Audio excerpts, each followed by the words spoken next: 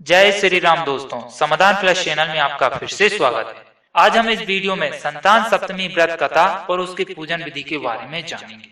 संतान सप्तमी व्रत भाद्रपद मास के शुक्ल पक्ष की सप्तमी तिथि के दिन किया जाता है और इस व्रत में भगवान शंकर जी एवं माता गौरी की पूजा का विधान है। भाद्रपद के शुक्ल पक्ष की सप्तमी का यह व्रत का विशेष महत्व होता है। तो सबसे पहले जानते हैं संतान सप्तमी व्रत विधि के बारे में। सप्तमी का व्रत माताओं के द्वारा अपनी संतान के लिए किया जाता है।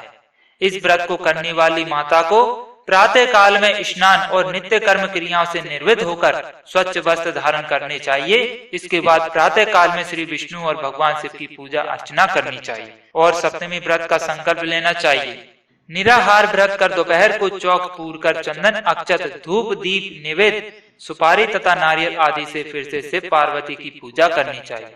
सप्तमी तिथि के व्रत में नैवेद्य के रूप में खीर पूरी तथा गुड़ के पुए बनाए जाते हैं। संतान की रक्षा की कामना करते हुए भगवान भोलेनाथ को कलावा अर्पित किया जाता है और इसके बाद इसे स्वयं धारण करते हुए व्रत की कथा सुननी चाहिए। तो ये थी व्रत विधि। आइए अब कथा प्रारंभ करते हैं। संतान सप्तमी कथा के अनुसार श्री कृष्ण ने युधिष्ठिर को बताया कि किसी समय मथुरा में लोमश नाम के ऋषि आए थे। मेरे माता पिता देवकी तथा वासुदेव ने भक्ति पूर्वक उनकी सेवा की तो ऋषि ने उन्हें कंस द्वारा मारे गए पुत्रों के शोक से उबरने के लिए उन्हें संतान सप्तमी व्रत कथा करने को कहा। लोमश ऋषि ने उन्हें व्रत का पूजन और विधि बताकर व्रत कथा भी बताते हुए कहा कि नहुष नाम अद्यपुरी नाम का एक प्रतापी राजा था। उसकी पत्नी का नाम चंद्रमुखी था। उसके राज्य में ही विष्णु दत्त नाम का एक ब्राह्मण रहता था और उसकी पत्नी का नाम रूपमती था। रानी चंद्रमुखी तथा रूपवती में परस्पर घनिष्ठ प्रेम हो गया और एक दिन वे दोनों सरयू में स्नान करने गई। वहां अन्य स्त्रियां भी स्नान कर रही थी। उन स्त्रियों ने वहीं पार्वती शिव की प्रतिमा बनाकर विधि पूर्वक उनका पूजन किया। तब रानी चंद्रमुखी तथा रूपवती ने उन स्त्रियों से पूजन का नाम तथा विधि के बारे में पूछा। उन स्त्रियों में से किसी एक ने बताया, यह व्रत संतान देने वाला व्रत है और उस व्रत की बात सुनकर उन दोनों सखियों ने भी जीवन पर्यंत इस व्रत को करने का संकल्प किया और शिव जी के नाम का डोरा बांध लिया, किंतु घर पहुंचने पर वे संकल्प को भूल गई। इसके फलतः मृत्यु के पश्चात रानी बानरी बनी तथा ब्राह्मणी मुर्गी योनि में पैदा हुई।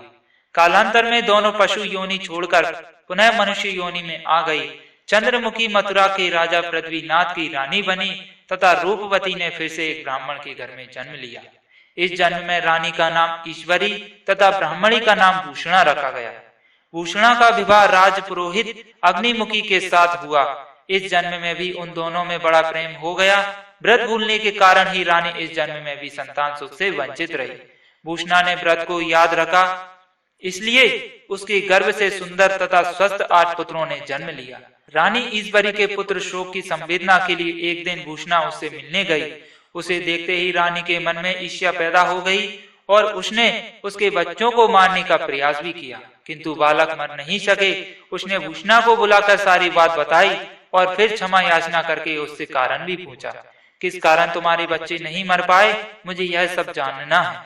भूषणा ने उसे पूर्व जन्म की बात स्मरण कराई और उसी के प्रभाव से आप मेरे पुत्रों को चाहकर भी न मरवा सकी।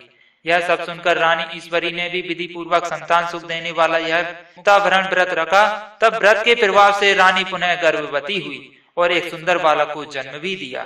उसी समय से पुत्र प्राप्ति और संतान की रक्षा के लिए यह व्रत संतान सप्तमी का प्रचलित है। जो भी स्त्रियां इस संतान सप्तमी व्रत को रखती हैं और विधि विधान पूर्वक श्रद्धा भाव से इस व्रत की पूजन याचना करती है तो उनकी संतान की रक्षा और उन्हें संतान की प्राप्ति अवश्य होती है। इस बात में कोई संदेह नहीं है। अब जानते हैं संतान सप्तमी व्रत की पूजन के बारे में। व्रत की कथा सुनने के बाद सायंकाल में भगवान शिव पार्वती की पूजा धूप दीप फल और फूल सुगंध से करते हुए नैवेद्य का भोग भगवान को लगाना चाहिए और भगवान शिव की आरती करनी चाहिए।